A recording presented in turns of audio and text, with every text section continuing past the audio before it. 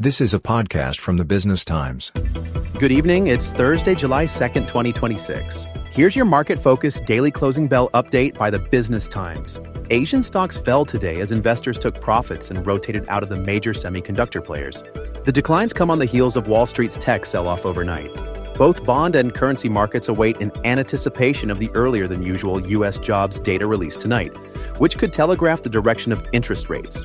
U.S. and Iran's latest talks in Doha ended with little resolve, after both countries continued their discussions on technical issues, some of which formed part of the initial peace deal 2 weeks ago. Iran's nuclear program was not part of these latest discussions.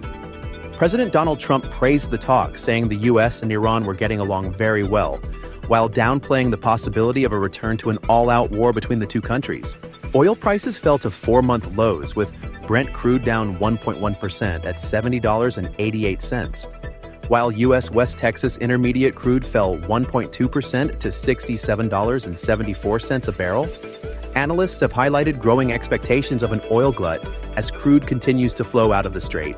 OPEC Plus is also expected to hike its production targets at their upcoming meeting on Sunday.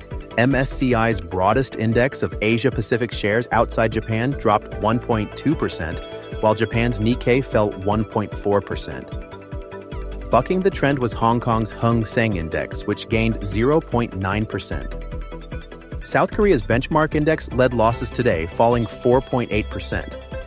The chip-making giants SK Hynix and Samsung plunged 8.5% and 7.2%, respectively.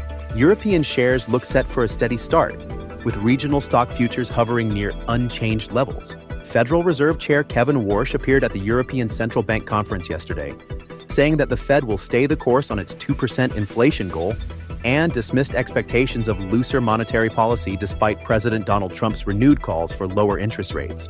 The dollar held eased just 0.1% today to 101.32, while the yen continued its slide after reaching 40-year lows yesterday, as traders remain alert of possible yen intervention risk. Sources told Reuters that Japanese officials have adopted a new ambush-style strategy to discourage yen speculators, moving away from previous patterns of jawboning before intervention action. Japan's weak currency has led to its highest number of bankruptcies for the first half of a year since 2022, highlighting the growing economic costs seen from the slump in the currency. That's it for today. For more business news and market updates, visit bt.sg. And Lens on Daily for the latest tomorrow at 10 a.m. This is a podcast by the Business Times. Find more BT podcasts at businesstimes.com.sg/podcasts or wherever you get your podcasts. This podcast is meant to provide general information only. SPH Media accepts no liability for loss arising from any reliance on the podcast or use of third parties' products and services. Please consult professional advisors for independent advice.